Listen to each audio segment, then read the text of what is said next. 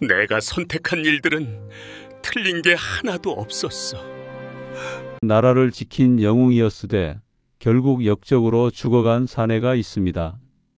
제주 바람이 가시울타리를 스치는 곳, 이름조차 지워진 늙은 죄인 하나가 마지막 숨을 헐떡이고 있습니다. 광해. 전하라 불렸으나 이제는 폐주로 낙인 찍힌 자. 단종의 7일이 짧고 뜨거운 비명이었다면 광해의 19년은 하루하루가 능지처참이었습니다. 가족은 하나둘 죽어나가고 백성의 환호는 저주로 바뀌었습니다. 허나 그 눈물의 끝엔 무엇이 남았을까요? 오늘은 승자의 기록이 아닌 패자의 숨결을 따라가 보려 합니다. 오늘 이야기 시작하기 전에 구독과 좋아요를 눌러주세요. 그럼 이야기 시작합니다. 제주 바람은 모질었다. 초가의 삭은 문사를 흔들고 가시울타리를 긁어대며 마당의 붉은 흙을 세차게 일으켰다. 바람은 끝없이 불어왔고 그 바람에 실려온 것은 소금기뿐이었다. 바다의 소금기가 벽을 타고 하얗게 말라붙고 석갈의 틈새마다 파고들어 썩은 냄새를 남겼다. 이곳엔 한때 왕자에 앉았던 사내가 살고 있었다. 아니, 살고 있다 함도 과한 말이리라. 숨만 쉬고 있을 뿐 그의 이름은 이미 지워진 지 오래였다. 사람들은 그를 폐주이온이라 불렀다. 왕으로 불리지 못하고 아버지로도 불리지 못하며 오직 네 글자로만 남은 사내. 그가 제주 땅 끝 아무도 찾지 않는 초가에 갇혀 있었다. 67의 나이였다. 허나 그 얼굴엔 70을 넘긴 듯한 주름이 깊게 파였고 등은 활처럼 굽어 있었다. 한때 골룡포를 입고 대전에 앉았던 그 어깨는 이제 얇은 무명 저고리조차 버거워 보였다. 손등엔 검버섯이 퍼졌고 손가락은 마디마다 뒤틀려 있었다. 병세는 깊었다. 기침이 나올 때마다 가슴 속에서 무언가 찢어지는 듯했고 숨 한 번 들이쉴 때마다 목구멍이 칼날에 긁히는 것 같았다.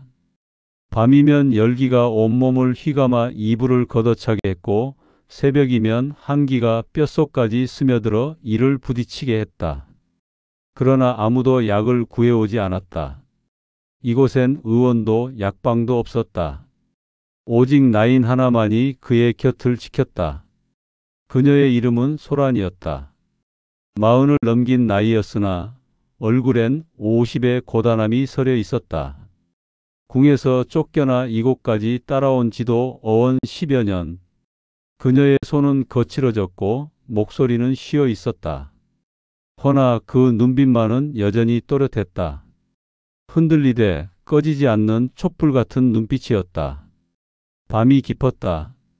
소란이 떨린 손으로 심지를 돋우니 희미한 불빛이 방 안을 겨우 밝혔다. 그림자가 벽을 타고 길게 늘어났다.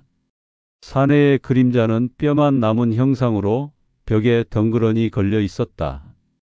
대감. 소란이 조심스레 입을 열었다. 전하라 부르고 싶었으나 그리 부를 수 없었다. 이미 조정에선 그를 왕으로 인정하지 않았고 이곳 제주 백성들도 그를 폐주로만 여겼다. 허나 폐주라 부르기엔 그녀의 가슴이 너무 아팠다. 그리하여 대감이라는 어정쩡한 호칭만이 그녀의 입에서 흘러나왔다. 대감, 물 한 모금 받으시옵소서. 그녀가 물그릇을 들고 다가갔다. 사내는 눈을 뜨지 않았다. 숨소리만 거칠게 들려올 뿐이었다.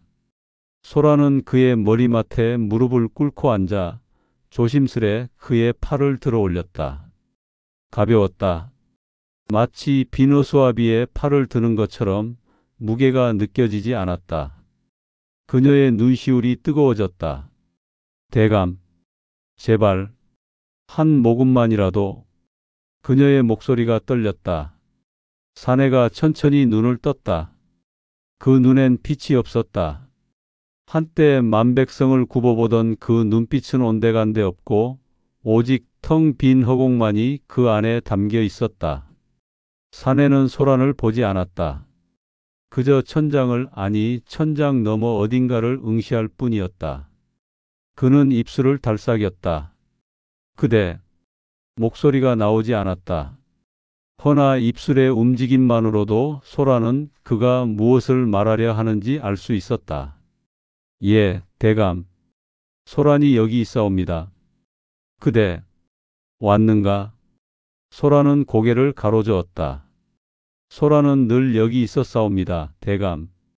허나 사내는 그녀의 말을 듣지 못하는 듯했다. 그의 눈은 여전히 허공을 향해 있었고 입술은 계속해서 무언가를 중얼거렸다.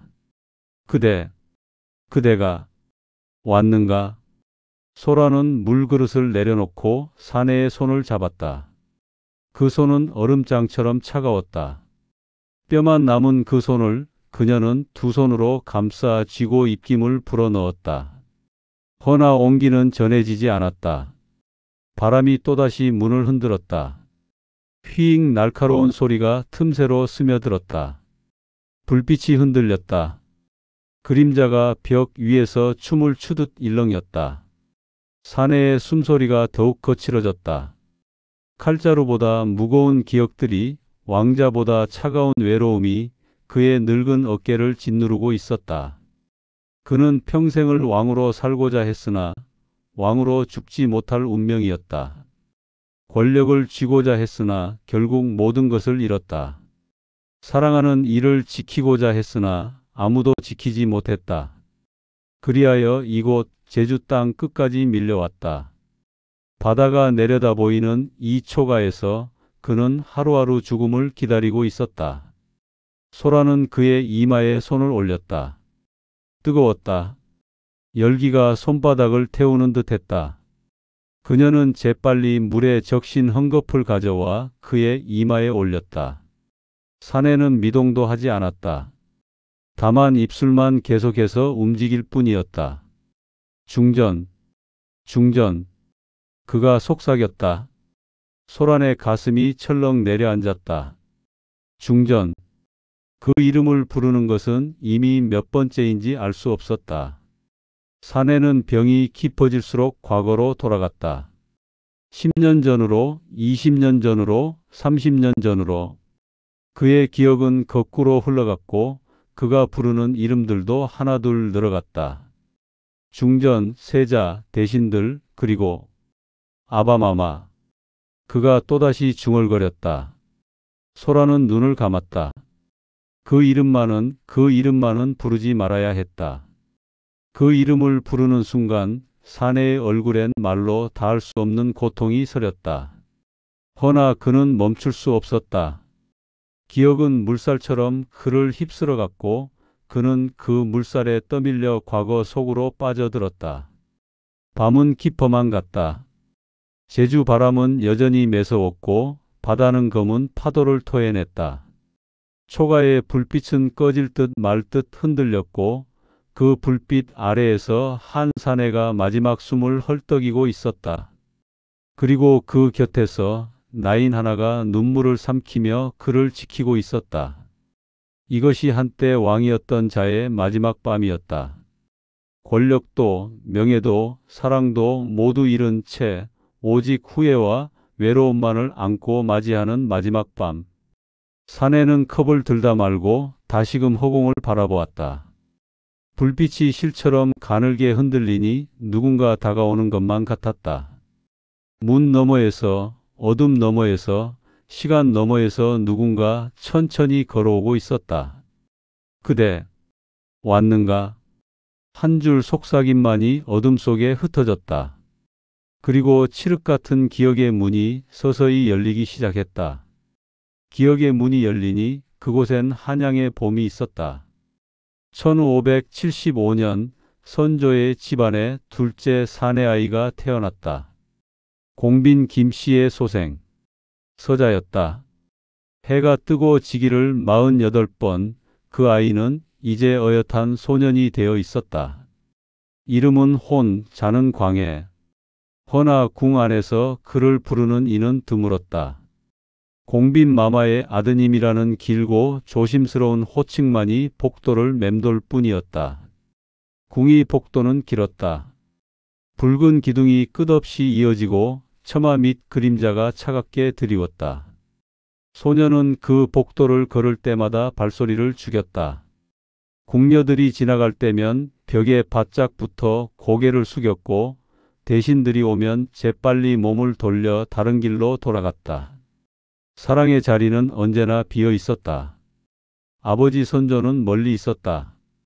대전에 앉아 계셨으나 그 거리는 천리보다 먼 것 같았다.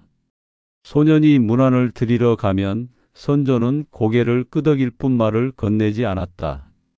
시선은 늘 다른 곳을 향했고 손은 서안 위 서책만을 만졌다. 들어왔느냐? 그것이 전부였다.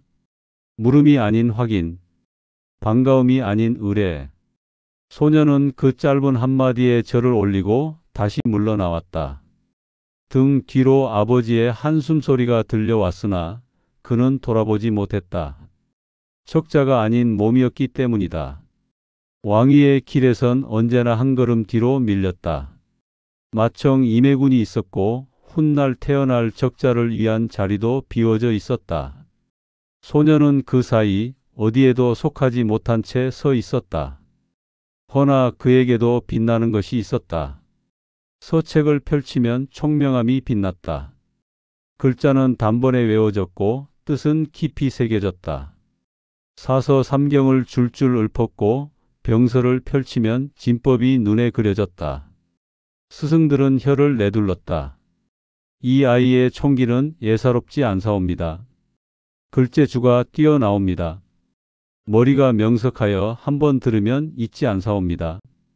칭찬은 들려왔으나 그것이 사랑으로 이어지지는 않았다. 소년이 눈을 들면 아버지의 그림자는 이미 멀어진 뒤였다. 선조는 그의 총명함을 기뻐하지 않았다. 오히려 경계했다. 서자가 너무 똑똑하면 안 된다는 듯 시선은 늘 차갑게 식어 있었다. 연혜석도 마찬가지였다. 왕실의 잔치가 열릴 때면 소년도 말석에 앉았다. 허나 웃음은 그에게 닿지 않았다. 선조가 술을 권하면 마청 임해군에게만 잔이 갔고 칭찬의 말이 오가면 그것은 다른 왕자들의 몫이었다. 소년은 고개를 숙인 채 밥알만 입에 넣었다. 어느 날 선조가 입을 열었다. 호나. 소년이 화들짝 고개를 들었다. 아버지가 자신의 이름을 부른 것은 몇 달 만이었다. 예, 아바마마. 목소리가 떨렸다. 글 공부는 잘 되고 있느냐? 예, 아바마마. 송구하오나 소자 열심히 익히고 있사옵니다. 선조는 고개를 끄덕였다. 허나 그 눈빛은 따뜻하지 않았다. 총명한 것도 좋으나? 선조가 말을 잇지 않았다. 소녀는 숨을 죽였다. 분수를 알아야 하느니라. 그 한마디가 가슴에 모처럼 박혔다. 소녀는 고개를 더욱 숙였다. 분수. 그 말의 의미를 그는 너무나 잘 알고 있었다. 내가 아무리 똑똑해도 너는 서자다. 왕이 될 수 없다. 그러니 높은 곳을 바라보지 말라. 연혜석의 미소는 그렇게 사라졌다. 대신 헛기침만 남았다. 소녀는 나머지 음식을 입에 넣지 못하고 조용히 자리에서 물러났다. 아무도 그를 붙잡지 않았다. 궁녀들의 속삭임은 더욱 날카로워졌다. 복도를 지날 때면 그들의 말소리가 들려왔다. 애써 목소리를 낮추었으나 소년의 귀에는 또렷이 들렸다. 공빈 마마의 아드님, 참으로 총명하시다지 않소? 그러하다지요. 허나 그것이 무슨 소용이옵니까? 서자는 바람일 뿐이지 않사옵니까? 바람은 불다가 사라지는 법. 소녀는 걸음을 멈추지 않았다. 다만 주먹만 꽉 쥐었을 뿐이었다. 손톱이 손바닥을 파고들었으나 아프지 않았다. 아니, 아픈 줄 몰랐다. 가슴 속 통증이 훨씬 더 컸기 때문이었다. 광이라 부르지 말라. 그것이 궁의 불문율이었다. 광해라는 자는 왕자가 아니라 그저 서자일 뿐이라는, 세자의 자리는 그의 것이 아니라는, 언젠가 올바른 적자가 태어나면 그때 비로소 진짜 세자가 나타날 것이라는 소년의 마음속엔 금기가 쌓여갔다. 나는 사랑받지 못한다. 나는 인정받지 못한다. 나는 아무리 애써도 서자일 뿐이다. 그 불안이 씨앗처럼 튀었다. 보이지 않게 천천히 그러나 확실하게 뿌리를 내렸다. 언젠가 그것이 검푸른 숲이 될 것을 그는 아직 알지 못했다. 밤이 되면 소년은 홀로 창가에 앉았다. 달빛이 마루에 쏟아졌으나 그의 방은 여전히 어두웠다. 초 하나 밝히지 않고 그저 무릎을 껴안은 채 앉아 있었다. 기침이 났다. 목구멍이 간질거렸고 가슴이 답답했다. 손으로 입을 막고 기침을 삼켰다. 아무도 들어서는 안 되었다. 병약한 모습을 보이면 더욱 천대받을 것이기 때문이었다. 왜 나를 낳으셨나이까? 소년의 입술에서 가느다란 속삭임이 새어나왔다. 왜 서자로 낳으셨나이까? 대답은 없었다. 오직 바람 소리만 창문을 스쳤다. 어머니 공빈 김씨는 소년을 사랑했다. 허나 그 사랑조차 조심스러웠다. 궁예에 눈이 많았기에 너무 애정을 드러내면 오히려 아들에게 해가 될 것을 알았다. 그리하여 그녀는 멀리서 바라만 볼 뿐 품에 안지 못했다. 소년은 그것을 알고 있었다. 어머니의 눈빛에 담긴 슬픔을, 손끝에 담긴 떨림을, 목소리에 담긴 애절함을 그는 모두 알고 있었다. 그리고 그것이 더욱 가슴을 아프게 했다. 나는 사랑받을 수 없는 존재인가? 아이의 밤은 그렇게 길었다. 새벽의 기침은 잦았고 눈가의 눈물은 말랐다. 소년은 자라났으나 그 마음속엔 얼음이 얼어붙기 시작했다. 사랑을 얻지 못한 자의 사랑은 언젠가 권력으로 굳어가게 마련이었다. 언젠가는 나도. 소년은 그렇게 다짐했다. 서책을 더욱 열심히 펼쳤고 무술을 더욱 열심히 익혔다. 누가 뭐래도 자신은 인정받을 것이라고, 아버지가 알아주지 않아도 언젠가 세상이 알아줄 것이라고. 허나 그 길은 멀고도 험했다. 그리고 그 길 끝에 무엇이 기다리고 있는지 소년은 아직 알지 못했다. 그의 하늘이 무너졌다. 1592년 4월 열사흘 부산포에 왜군의 깃발이 꽂히고 나라는 불길에 휩싸였다. 성은 하루아침에 무너졌고 백성은 길 위로 쏟아져 나왔다. 아이의 울음소리, 여인의 비명, 노인의 신음이 한데 뒤섞여 하늘을 찔렀다. 한양도 예외가 아니었다. 선조는 북녘길로 몸을 숨길 채비를 했다. 대전에 앉아있던 그는 이제 말 위에 올라앉아 도성 밖을 바라보았다. 신하들이 황급히 짐을 꾸렸고 궁녀들은 울먹이며 옷가지를 챙겼다. 전하, 서둘러 떠나셔야 하옵니다. 대신 하나가 급히 아뢰었다. 선조는 대답하지 않았다. 다만 고개를 돌려 멀어지는 궁궐을 바라볼 뿐이었다. 그의 눈엔 슬픔도 분노도 없었다. 오직 두려움만이 그 안에 가득했다. 조정은 갈라졌다. 어떤 신하는 끝까지 싸워야 한다 외쳤고 어떤 신하는 임금의 안위가 먼저라 주장했다. 말다툼이 이어졌으나 결국 선조는 떠났다. 파천이라 이름 붙였으나 백성의 눈엔 도망으로 보였다. 백성은 울었다. 임금께서 우리를 버리셨다. 궁궐을 비우고 떠나시다니. 이제 우리는 어찌 살란 말이냐. 거리엔 절망이 가득했다. 사람들은 짐을 버리고 달아났고 가게는 문을 닫았으며 관아는 텅 비었다. 한양은 하루아침에 귀신성이 되어버렸다. 그때 한 사내가 군복을 걸쳤다. 광해였다. 아니, 이제는 세자 광해군이라 불러야 했다. 선조가 파천길에 오르기 전 급히 그를 세자로 책봉한 것이었다. 적자가 아닌 서자를, 그토록 멀리했던 아들을 세자로 삼은 것은 절박함 때문이었다. 누군가는 남아서 나라를 지켜야 했고 그 역할을 떠맡을 자는 광해뿐이었다. 세자는 말에 올랐다. 갑옷은 무거웠으나 그의 어깨는 더욱 무거웠다. 28의 나이. 아직 젊었으나 그 눈빛만은 늙은 장수처럼 단단했다. 그는 북으로 가는 선조와 반대 방향 남으로 고삐를 잡았다. 전장을 누볐다. 평안, 강원, 전라. 세자는 쉬지 않고 말을 달렸다. 의병을 모으고 곡식을 모았다. 병사들을 격려하고 백성을 달랬다. 어떤 날은 하루에 100리를 달렸고 어떤 날은 밤새 진중해서 문서를 정리했다. 굶주린 병졸의 손을 잡았다. 어느 추운 밤이었다. 진영에 앉아있던 세자 앞에 한 병졸이 비틀거리며 다가왔다.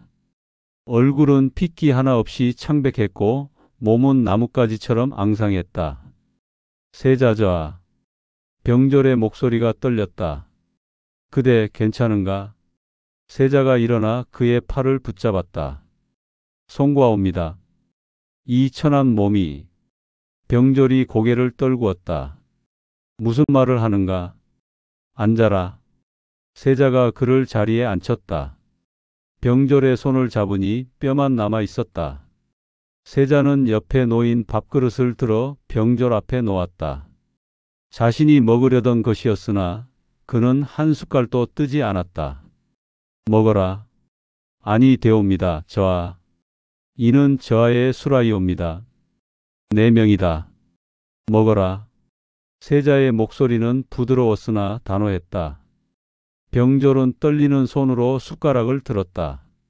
그리고 눈물을 흘리며 밥을 입에 넣었다. 역병 마을도 찾아들었다. 신하들이 만류했다. 저하, 역병이 도는 곳이옵니다. 들어가시면 아니 되옵니다. 허나 세자는 듣지 않았다. 천을 얼굴에 두르고 마을 안으로 걸어 들어갔다. 마을은 죽음의 냄새로 가득했다. 길 위엔 시신이 널려 있었고 집집마다 신음소리가 흘러나왔다.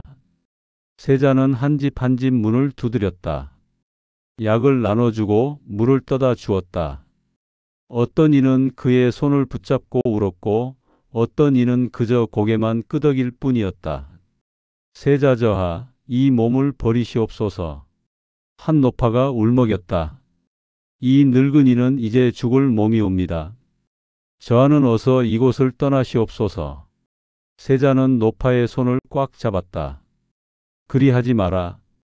그의 목소리가 떨렸다. 너희가 나라다. 내가 어찌 너희를 버리겠느냐. 노파는 세자의 손등에 이마를 대고 흐느꼈다. 백성은 보았다. 도망친 임금이 아니라 곁에 선 세자를, 궁궐의 숨은 권력이 아니라 전장에 선 젊은이를, 화려한 골룡포가 아니라 먼지 묻은 갑옷을. 그들은 세자를 따랐다. 의병이 일어났고 곡식이 모였으며 희망이 싹텄다. 전쟁은 길었다. 7년이라는 세월이 흘렀다. 그 긴 시간 동안 세자는 단 하루도 쉬지 않았다. 머리엔 흰머리가 섞였고 얼굴엔 주름이 생겼다. 28의 젊은이는 어느새 35의 중년이 되어 있었다. 그리고 마침내 전쟁은 끝났다. 왜군은 물러갔고 조선은 남았다. 폐허가 되었으나 무너지지는 않았다. 백성은 살아남았고 땅은 여전히 그 자리에 있었다. 환호가 쏟아졌다. 세자저하 만세. 저하께서 나라를 지키셨도다. 저하가 아니었다면 우리 모두 죽었을 것이옵니다. 거리마다 세자를 찾는 목소리가 울려 퍼졌다. 사람들은 그의 행차를 보기 위해 모여들었고 그의 이름을 외쳤다. 선조가 한양으로 돌아왔을 때보다 세자가 도성에 들어올 때 더 큰 환호가 터져 나왔다. 허나 그 환호가 누구의 의심을 깨우는지 세자는 아직 몰랐다. 대궐로 돌아온 선조의 얼굴은 굳어 있었다. 신하들은 세자의 공을 아뢰었다. 전하, 세자저하께서 나라를 지키셨사옵니다. 백성이 저하를 우러러 보옵니다. 전란 중 저하의 헌신은 실로 대단하였사옵니다. 선조는 고개를 끄덕였다. 허나 그 눈빛은 차가웠다. 왕의 마음에선 아들의 공덕이 곧 칼날이었다. 백성이 저자를 따르는구나. 신하들이 저자를 우러르는구나. 저자가 나보다 더 큰 사랑을 받고 있구나. 질투가 싹 텄다. 작은 씨앗처럼 시작된 질투는 빗물을 만나 무섭게 자라났다. 선조는 밤마다 잠을 이루지 못했다. 세자의 얼굴이 눈에 밝혔고 백성의 환호가 귓가에 맴돌았다. 칭송은 씨앗이었고 질투는 비였다. 그리하여 권력의 수확이 어둡게 자라나기 시작했다.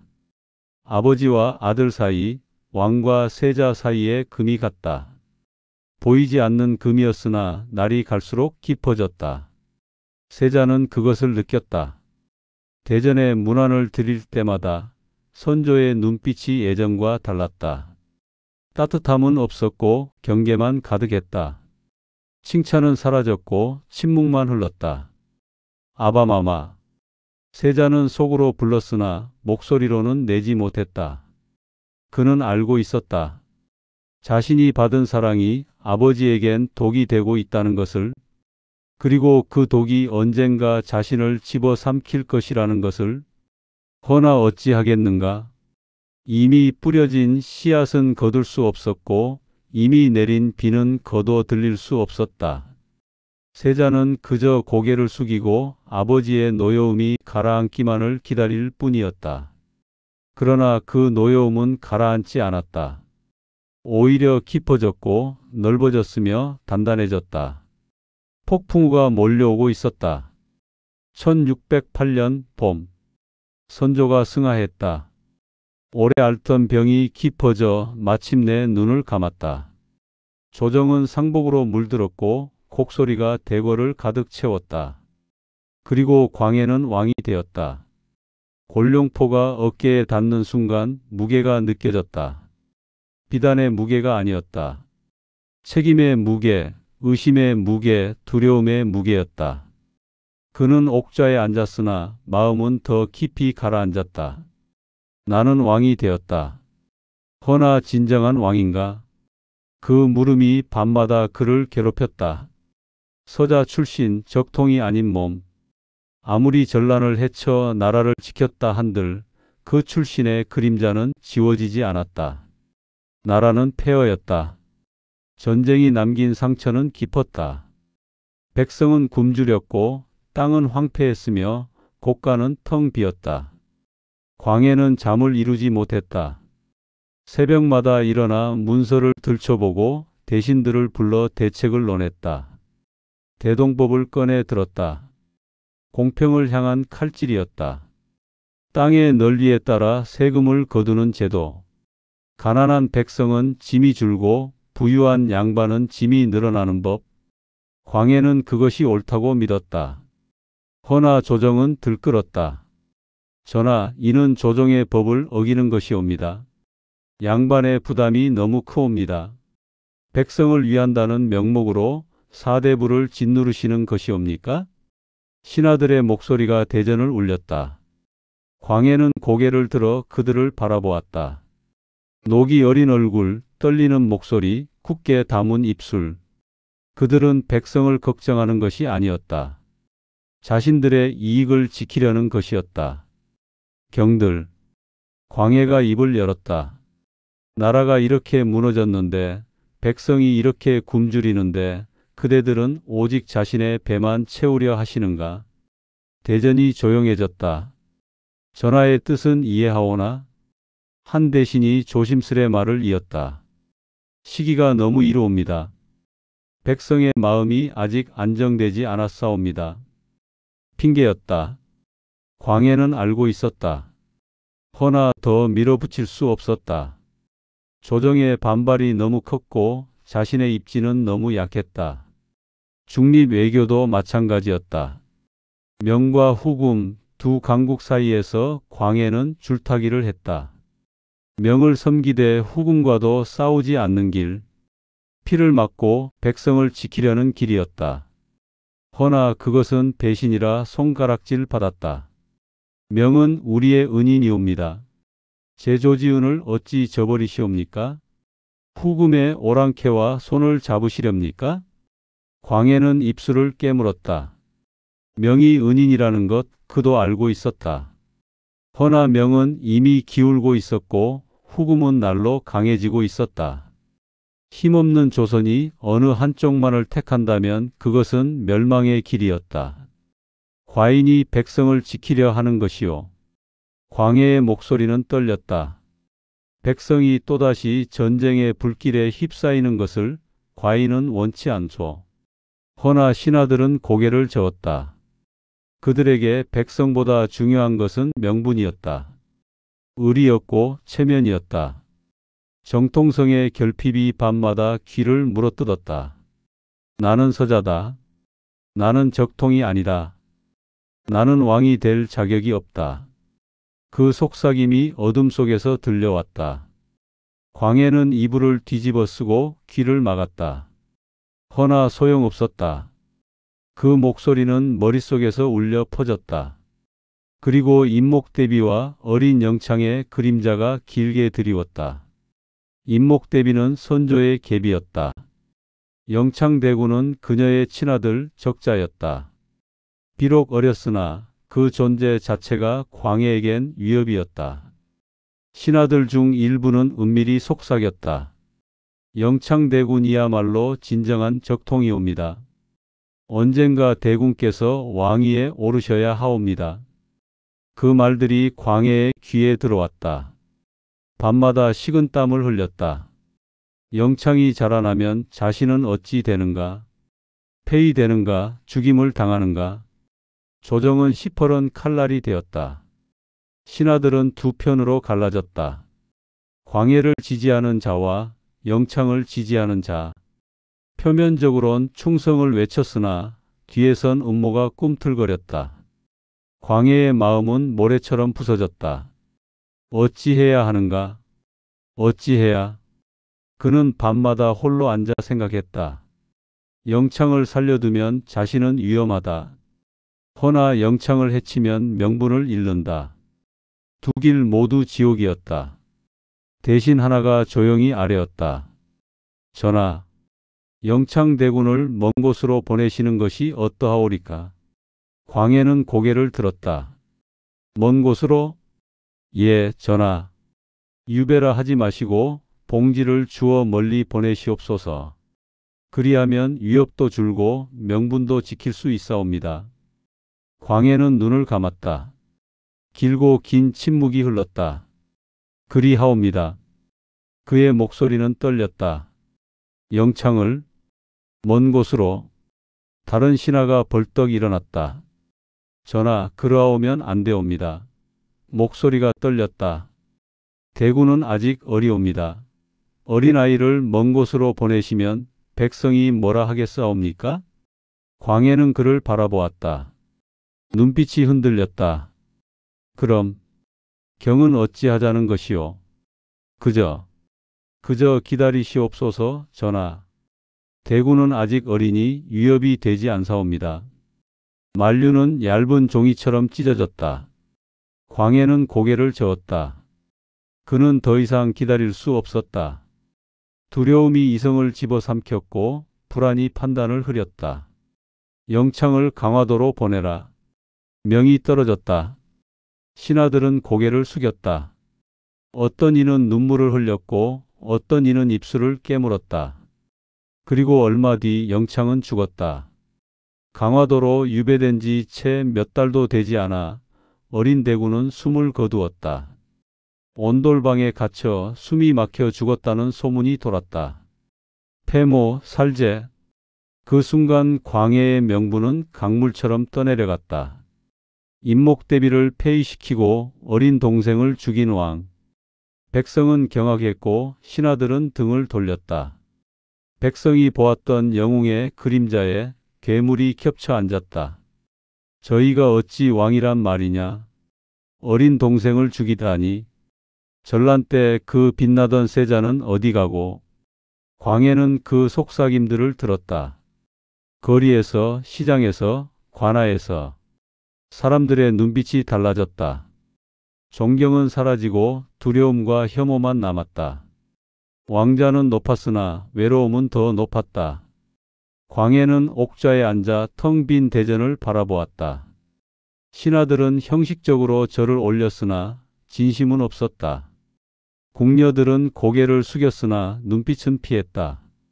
독배는 술이 아니라 결정이었다. 그가 내린 결정, 영창을 죽인 결정이 바로 독배였다. 그것을 마신 순간 광해는 이미 죽어가고 있었다. 왕으로서가 아니라 인간으로서. 밤이 깊었다. 광해는 홀로 창가에 앉아 달을 바라보았다. 달은 여전히 밝았으나 그의 마음은 칠흑같이 어두웠다. 나는 무엇이 되었는가? 눈물이 흘러내렸다. 한 줄, 두 줄. 그는 손으로 얼굴을 감쌌다. 1623년 3월. 그날 밤 하늘은 핏빛이었다. 횃불이 궁 담장을 빨갛게 물들였다. 수백 개의 불빛이 어둠을 가르며 창덕궁을 향해 밀려왔다. 함성이 들려왔고 말발굽 소리가 땅을 울렸다. 창덕궁 도나문이 비명처럼 타올랐다. 불길이 문짝을 핥았고 연기가 하늘로 치솟았다. 궁녀들이 비명을 지르며 달아났고 내시들이 허둥지둥 몸을 숨겼다. 군사들이 담을 넘어 쏟아져 들어왔다. 반정이 옵니다. 반정이 옵니다. 누군가의 외침이 밤하늘에 울려 퍼졌다. 광해는 옥좌에서 벌떡 일어났다. 손이 떨렸다. 이럴 줄 알았다. 언젠가 이 순간이 올 줄 알았다. 허나 막상 그것이 눈앞에 닥치니 숨이 막혔다. 전하, 어서 피하셔야 하옵니다. 궁녀 하나가 달려와 그의 팔을 잡아 끌었다. 광해는 비단 골룡포를 벗었다. 그리고 궁녀가 내민 옷을 황급히 걸쳤다. 궁녀의 옷이었다. 초라한 무명 치마 저고리. 한때 만백성 위에 군림했던 왕이 이제는 궁녀의 옷을 입고 도망치는 신세가 되었다. 후원으로 몸을 낮추었다. 어둠 속을 헤매며 달렸다. 나무 사이로 연못 옆으로 돌담을 타고 숨소리가 거칠어졌고 다리가 후들거렸다. 예순을 바라보는 나이 이미 몸은 늙어 있었다. 뒤에서 발소리가 들려왔다.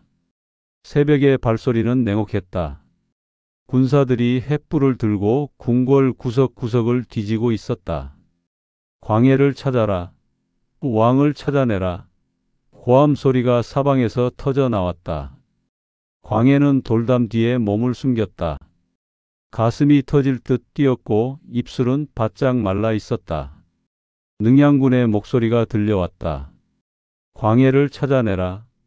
차갑고 단호한 목소리였다. 광해는 그 목소리를 알고 있었다. 능양군 선조의 손자, 자신의 조카. 한때는 고개를 숙이고 숙부전하라 불렀던 그가 이제는 칼을 들고 자신을 쫓고 있었다. 광해는 궁을 빠져나왔다. 어둠을 틈타 담을 넘고 골목을 돌아 안국신의 집으로 향했다. 안국신은 오래전부터 자신을 섬겼던 신하였다. 그가 숨겨줄 것이라 믿었다. 집 처마 밑에 몸을 숨겼다. 이슬이 맺히듯 땀이 이마에 맺혔다. 손은 떨렸고 다리는 풀려 있었다. 광해는 무릎을 안고 웅크렸다. 한때 왕이었던 자가 이제는 쥐처럼 구석에 숨어 있었다. 새벽이 밝아왔다. 그리고 발소리가 들려왔다. 군사들이 집집마다 문을 두드리며 수색하고 있었다. 광해는 눈을 감았다. 이제 끝이구나. 문이 벌컥 열렸다. 여기 있다. 광해가 여기 있다. 군사들이 몰려들었다. 광해는 일어서려 했으나 다리에 힘이 들어가지 않았다. 군사 하나가 그의 팔을 붙잡아 끌어냈다. 마당 한가운데 무릎을 꿇었다. 그 순간 10여 년 전 영창의 방이 떠올랐다. 어린 동생이 강화도로 끌려가던 날 그 눈빛이 울지도 않고 항변하지도 않고 그저 자신을 바라보던 그 눈빛이 형님, 영창이 그렇게 불렀었다. 목소리는 떨렸으나 눈빛은 또렷했다. 형님은 이러시면 아니 되옵니다. 광해는 고개를 떨구었다. 인목 대비의 한숨이 들려왔다. 폐위되어 서궁에 갇혔던 그녀의 애절한 울음소리가, 그리고 어린 영창의 울음이 뒤늦게 귓불을 찔렀다. 능양군이 다가왔다. 광해. 그가 차갑게 불렀다. 광해는 고개를 들지 못했다. 숙부전하라 불러야 하오나? 능양군이 말을 이었다. 그대는 이미 왕이 아니오. 중신들이 하나둘 모여들었다. 한때 광해를 섬겼던 신하들이었다. 그들은 고개를 숙이고 서 있었다. 소신이 어찌 감히. 한 신하가 중얼거렸다. 전하를 배신하는 것이옵니까? 허나 그들은 결국 능양군 편에 섰다. 살기 위해서였다. 광해는 그들을 탓하지 않았다. 자신도 그랬었으니까. 살기 위해, 지키기 위해 수많은 것을 버렸었으니까. 해가 떠올랐다. 새 왕이 올랐고 옛 왕은 죄인이 되었다. 광해는 포승줄에 묶였다. 한때 골룡포를 입었던 몸이 이제는 채수복을 입게 되었다. 반정의 칼끝은 피보다 기억을 길게 남겼다. 광해는 끌려가며 뒤를 돌아보았다. 궁궐이 멀어져 갔다. 연기가 여전히 피어오르고 있었고 아침 햇살이 기와를 비추고 있었다. 나는 무엇을 위해 왕이었던가? 그 물음만이 가슴속에 메아리 쳤다. 강화도의 바람은 꽁꽁 얼어 있었다. 섬의 겨울은 육지보다 더 매서웠다. 바다에서 불어오는 바람은 뼛속까지 파고들었고 추위는 벽을 뚫고 스며들었다. 광해는 작은 초가에 갇혀 있었다. 창문도 제대로 없는 방, 불도 제대로 떼지 못하는 곳. 가족의 울음이 그 바람보다 차가웠다. 아들 이지, 며느리 박씨, 어린 공주, 아내 유씨. 그들도 함께 이곳으로 끌려왔다. 한때는 궁궐에서 비단옷을 입고 살았으나 이제는 누더기를 걸치고 얼어붙은 방에 웅크려 있었다. 폐쇄자 이지는 잠을 이루지 못했다. 밤마다 뒤척이며 벽을 응시했다. 그의 눈엔 절망이 가득했다. 아버지 때문에 자신도 세자의 자리에서 쫓겨났다. 아무 죄도 짓지 않았으나 아버지의 죄가 곧 자신의 죄가 되었다. 아바마마. 이지가 작은 목소리로 불렀다. 광해는 고개를 돌렸다. 아들의 얼굴은 핏기 하나 없이 창백했고 입술은 파랗게 얼어 있었다. 추우냐? 아니옵니다. 이지가 고개를 저었다. 거짓말이었다. 온몸이 떨리고 있었으나 그는 내색하지 않았다. 아버지 앞에서 약한 모습을 보이고 싶지 않았다. 세월이 흘렀다. 강화도에 봄은 오지 않는 것 같았다. 여름이 와도 방은 차가웠고 가을이 와도 마음은 황량했다. 그리고 다시 겨울이 왔다. 어느 날 밤 이지가 사라졌다. 광해가 눈을 뜨니 아들이 보이지 않았다. 심장이 철렁 내려앉았다. 뭔가 불길한 예감이 들었다. 이지가 어디 갔느냐? 궁녀 하나가 떨리는 목소리로 대답했다. 세자저하께서, 아니 폐세자께서 탈출을 시도하셨다 하옵니다. 광해는 비틀거렸다. 탈출. 그 말이 의미하는 것을 그는 너무나 잘 알고 있었다. 유배된 자가 탈출을 시도한다는 것은 곧 죽음을 의미했다. 며칠 뒤 소식이 들려왔다. 이지가 붙잡혔다. 섬을 빠져나가려다 발각되어 다시 끌려왔다. 허나 그는 살아 돌아오지 못했다. 사약이 내려왔다. 광해는 무릎이 꺾였다. 아들의 시신 앞에 주저앉았다.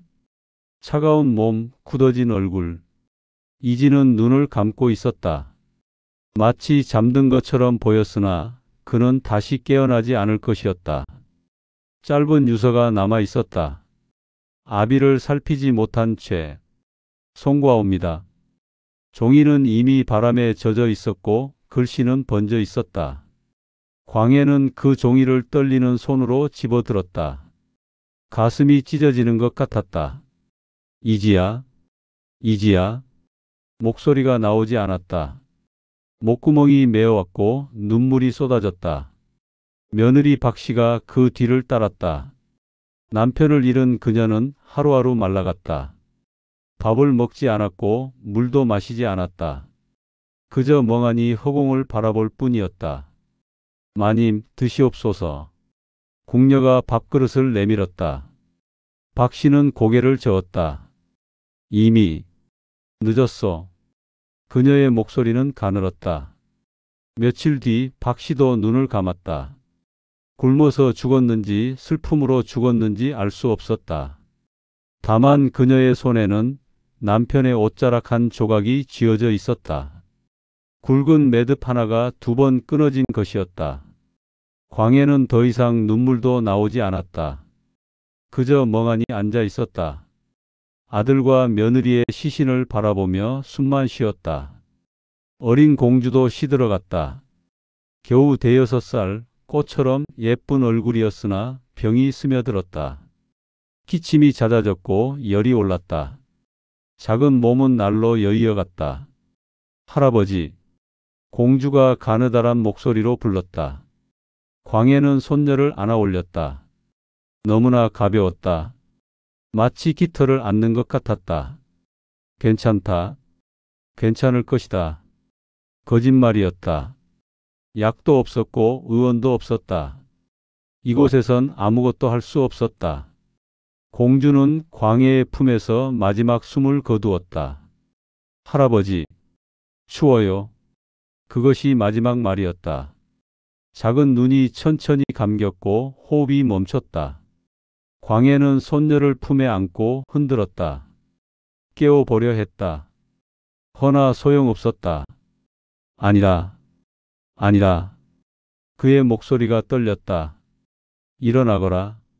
제발, 일어나거라. 대답은 없었다.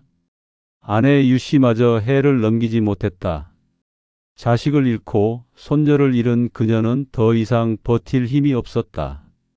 밤마다 울음을 삼키며 지새웠고 낮에는 멍하니 벽만 바라보았다. 여보. 광해가 그녀의 손을 잡았다. 유씨는 고개를 돌렸다. 눈빛은 이미 흐려져 있었다. 미안하오. 광해의 목소리가 갈라졌다. 내가 이리 만들었소. 유씨는 고개를 저었다. 입술이 떨렸으나 말은 나오지 않았다. 그저 남편의 손을 꽉 잡았다. 그리고 천천히 눈을 감았다. 왕이었던 자는 어느덧 빈자리만 남은 가장이 되어 있었다. 광해는 홀로 남았다. 아들도 며느리도 손녀도 아내도 모두 떠났다. 차가운 방 안에 그만 덩그러니 남았다. 그리하지 마옵소서. 그가 혼잣말로 중얼거렸다. 제발, 그리하지 마옵소서.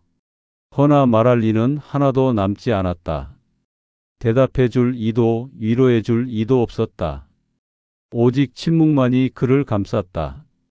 그제야 그는 알았다. 정치는 피로 쓰고 죄는 가족으로 갚는 법을.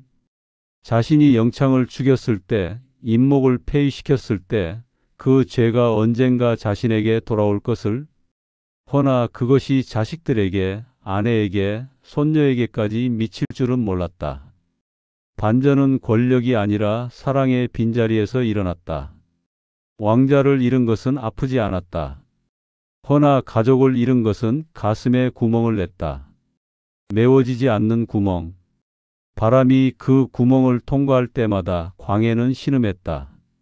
왕의 몰락이 아니라 아버지의 파멸이 비극의 중심이었다. 권력을 잃은 왕은 다시 일어설 수 있다. 허나 자식을 잃은 아버지는 다시 일어설 수 없다. 광해는 그것을 뼈저리게 깨달았다. 그날 이후 세월은 형벌이 되었다.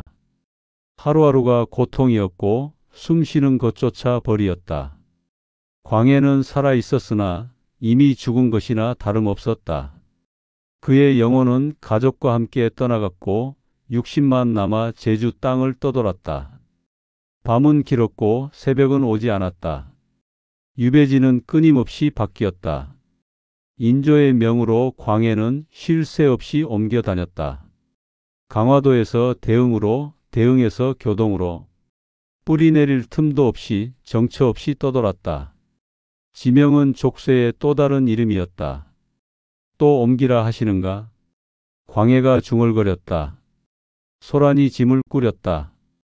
가진 것이라곤 옷가지 몇 벌, 누더기 이불 하나뿐이었다. 그나마도 해져서 기워 쓰는 것들이었다. 예, 대감. 이번엔 교동이라 하옵니다. 광해는 고개를 끄덕였다. 어디든 상관없었다. 어차피 모든 곳이 감옥이었고 모든 곳이 지옥이었다. 배에 올랐다. 바다는 거칠었다. 파도가 배를 흔들고 물보라가 얼굴을 때렸다. 광해는 난간을 붙잡고 섰다. 멀어지는 육지를 바라보았다. 한양이 저 너머 어딘가에 있었다. 한때 자신이 다스렸던 곳, 이제는 닿을 수 없는 곳. 병자년이 왔다. 1636년 청해 군사가 조선을 짓밟았다. 인조는 남한산성에 갇혔고 나라는 다시 한번 무너졌다. 광해는 그 소식을 멀리서 들었다. 내가 했던 중립외교가 옳았느니라. 그는 쓰디쓴 웃음을 지었다. 자신을 몰아낸 자들이 결국 자신이 걱정했던 길로 빠져들었다. 허나 그것이 무슨 위안이 되겠는가? 나라가 망하는데 자신이 옳았다는 것이 무슨 의미가 있겠는가? 청나라가 조선을 짓밟은 뒤 광해에 대한 처우가 더욱 가혹해졌다. 폐주를 바다 끝으로 보내라. 인조의 명이 떨어졌다. 혹여 청나라가 광해를 옹립할까 두려웠던 것이다. 그리하여 광해는 제주로 밀려났다. 제주 바다 끝 섬이었다. 배가 제주 포구에 닿았을 때 광해는 이미 늙어 있었다. 60을 넘긴 나이, 허리는 굽었고 걸음은 느렸다.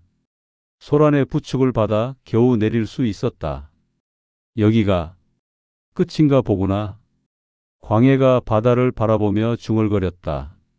더 이상 갈 곳이 없구나. 죄인에게는 집이 없었다. 오직 울타리만 있을 뿐이었다. 그가 머문 곳은 초가 한 채였다. 벽은 금이 가 있었고 지붕은 군데군데 뚫려 있었다. 비가 오면 물이 새고 바람이 불면 문이 덜컥거렸다. 나인 소란이 밥을 올렸다. 조화보리를 섞은 죽이었다. 밥이라 부르기도 민망한 묽은 죽. 그릇 옆엔 바다소금이 성글게 놓여 있었다. 대감 진지 드시옵소서. 광해는 숟가락을 들었다. 손이 떨려서 제대로 입에 넣기도 어려웠다. 죽은 차가웠고 소금은 짰다. 허나 그는 한 숟갈 또 한 숟갈 떠먹었다. 밤이면 이상한 것들이 보였다. 어느 날 광해가 창밖을 바라보다 물었다. 저 불빛이 무엇이냐? 소란이 고개를 들었다. 어둠 속에 푸른 불빛이 어른거리고 있었다. 도깨비불이라 하옵니다, 대감. 도깨비불? 예, 제주 바닷가에 자주 나타난다 하옵니다. 무서워 마시옵소서. 광해는 고개를 저었다. 아니다. 그의 목소리가 떨렸다. 저것은 도깨비불이 아니다. 내 아들이다. 이지가 아비를 데리러 왔구나. 소란의 눈시울이 붉어졌다. 대감, 이지야, 조금만 기다려라. 아비가 곧 갈 것이니? 광해는 불빛을 향해 손을 뻗었다. 허나 그의 손은 허공을 더듬을 뿐이었다. 한양에선 아직도 보고가 오르내렸다. 폐주의 병세가 위중하다 하옵니다. 군사를 파견하여 경계하도록 하라. 혹여 탈출을 시도하거나 역모를 꾸밀 수 있사옵니다. 신하들은 진지하게 논의했다. 죽어가는 노인을 역적으로 경계하는 나라. 참으로 모진 질서였다. 1641년 7월 초하루. 그날 아침 광해는 눈을 뜨지 못했다. 소란이 그를 흔들었다. 대감, 대감. 허나 대답이 없었다. 그녀는 귀를 그의 입에 가까이 댔다. 숨소리가 희미하게 들렸다. 대감, 제발. 소란의 눈물이 광해의 손등에 떨어졌다. 정오가 지나고 해가 서쪽으로 기울었다. 광해의 숨이 길게 풀렸다. 가슴이 한번 크게 오르내렸다. 그리고 멈췄다. 입술이 미세하게 떨렸으나 이내 고요해졌다. 소란은 그의 손을 붙잡고 흐느꼈다. 대감, 대감. 대답은 없었다. 광해는 이미 떠난 뒤였다. 조정의 보고가 올라갔다. 폐주 광해 7월 초하루 진시에 사망하였사옵니다. 인조는 고개를 끄덕였다. 알았다. 장례는 간소히 치르도록 하라. 예, 전하. 상복도 곡성도 없었다. 장례는 짧게 지나갔다. 제주 백성 몇 명이 와서 시신을 들것에 실었다. 관도 제대로 된 것이 아니었다. 얇은 판자를 대충 짜 맞춘 것뿐이었다. 소란이 뒤를 따랐다. 그녀의 손엔 광해가 입었던 낡은 옷가지 하나가 쥐어져 있었다. 묘는 초라했다. 제주 땅 한쪽 구석, 사람들의 발길이 닿지 않는 곳에 흙무덤 하나가 만들어졌다. 비석도 없었다. 이름도 새기지 않았다. 그저 작은 돌 하나를 세워 놓았을 뿐이었다. 왕으로 누우려 했으나 결국 사람으로 누웠다. 골룡포가 아니라 누더기를 입고 옥좌가 아니라 흙 속에 묻혔다. 화려한 능이 아니라 이름 없는 무덤에 대신들의 콕소리가 아니라 바람 소리만 흐르는 곳에 소라는 무덤 앞에 앉아 밤을 샜다. 대감, 편히 쉬시옵소서. 그녀의 목소리가 바람에 흩어졌다. 부디 저 세상에선 왕이 아니라 그냥 한 사람으로 사시옵소서. 달빛이 무덤을 비췄다. 광해의 생은 그렇게 끝났다. 67년의 세월. 왕으로 15년을 살았고 죄인으로 19년을 살았다. 사랑받지 못한 서자로 태어나 영웅으로 떠올랐다가 폭군으로 추락했으며 마침내 외로운 노인으로 생을 마감했다. 역사는 그를 폭군이라 기록했다. 허나 그도 한때는 나라를 지킨 세자였고 백성을 사랑한 임금이었으며 가족을 잃고 눈물 흘린 아버지였다. 제주 바람은 여전히 불었고 바다는 여전히 파도를 토해냈다. 그 바람 속에 광해의 한숨이 섞여 흘렀다. 제주 땅 한 구석, 능이 아닌 묘에 그는 누워있다. 비문은 짧았다. 아니, 비문조차 없었다. 이름도 새기지 못한 채 그저 작은 돌 하나만이 그곳에 서 있을 뿐이었다. 바람은 길었다.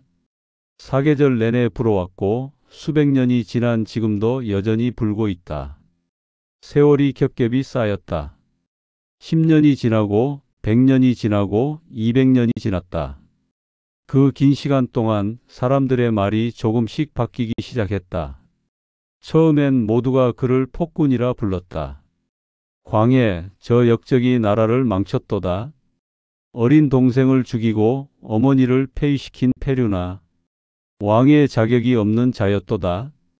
그러한 말들이 100년 넘게 이어졌다. 역사책엔 그의 죄만 기록되었고 공은 묻혔다. 임진왜란 때 나라를 지킨 일도 백성을 살핀 일도 모두 지워졌다. 허나 세월은 진실을 드러내는 법이었다. 조선이 무너지고 새로운 세상이 왔다. 사람들은 오래된 기록을 다시 펼쳤다. 먼지 쌓인 문서를 뒤적였고 잊혔던 증언을 찾아냈다. 그리고 발견했다. 대동법이 씨앗이었다는 것을. 광해가 추진했던 그 제도가 훗날 백성을 살리는 공평의 길이 되었다는 것을. 비록 당대엔 반발에 부딪혀 제대로 시행되지 못했으나 그 뜻만은 후대로 이어졌다. 광해군이 대동법을 처음 시도하였더이다.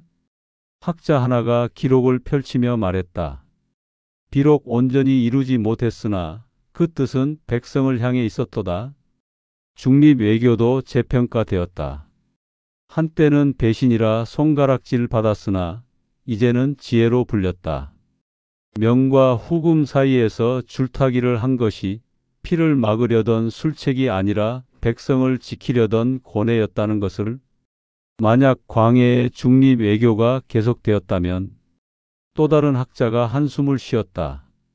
병자호란의 참화를 막을 수 있었을지도 모르옵니다. 그렇게 말들이 바뀌었다. 폐모살제의 죄는 여전히 무거웠다. 그것만은 지워지지 않았다. 어린 동생을 죽이고 계모를 폐위시킨 일은 어떤 이유로도 정당화될 수 없었다. 허나 사람들은 이제 그 죄의 너머를 보기 시작했다. 인간의 후회를, 아버지의 눈물을, 죽어가는 노인의 떨림을. 그도 두려웠을 것이옵니다. 한 사람이 조용히 말했다.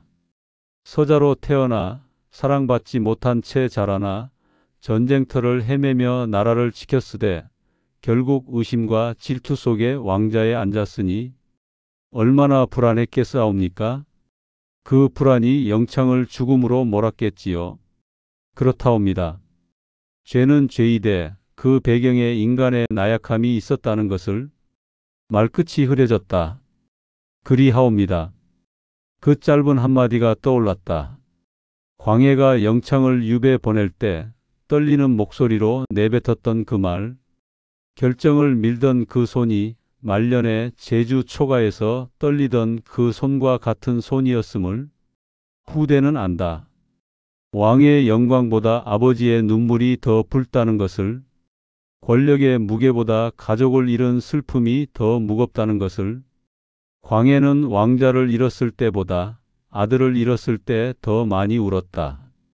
골룡포를 벗었을 때보다 아내의 손을 놓았을 때 더 많이 부서졌다. 그것이 인간이었다. 역사는 그를 비교했다. 단종과 광해, 두 왕 모두 비극적 최후를 맞았다.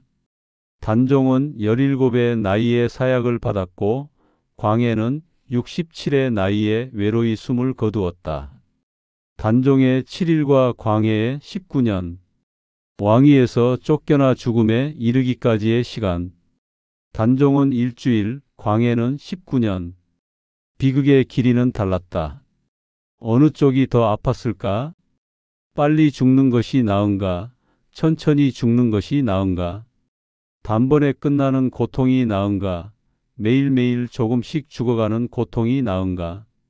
무게는 저울이 못 잰다. 고통은 비교할 수 없는 것이었다. 단종의 아픔도 광해의 아픔도 각자의 방식으로 깊고 무거웠다. 남는 것은 질문이었다. 우리는 왜 그들을 기억해야 하는가? 패자의 이야기에 귀 기울여야 하는 이유는 무엇인가? 역사는 승자의 것이라 하지 않았던가? 대답은 천천히 나왔다. 승자의 기록만으로는 진실을 알 수 없기 때문이라고. 패자의 숨소리를 듣지 않으면 역사는 반쪽짜리가 되기 때문이라고. 그리고 약속 하나가 태어났다. 패자의 숨도 기록하리라는 약속. 쫓겨난 자의 눈물도 적으리라는 약속. 역사의 먼지 속에 묻힌 이름들을 다시 불러내리라는 약속. 달빛이 기와를 스치듯 광해의 이름도 밤마다 조용히 돌아온다. 사람들은 그를 이야기한다. 드라마로 만들고 소설로 쓰고 영화로 담는다. 어떤 이는 그를 비판하고 어떤 이는 그를 옹호한다. 허나 중요한 것은 그가 잊히지 않았다는 것이다. 제주의 무덤은 이제 외롭지 않다. 사람들이 찾아온다. 역사를 공부하는 학생들이, 조선을 사랑하는 이들이, 그리고 인간의 비극에 마음 아파하는 이들이. 그들은 이름 없는 돌 앞에 서서 고개를 숙인다. 광해군, 당신도 힘드셨겠지요?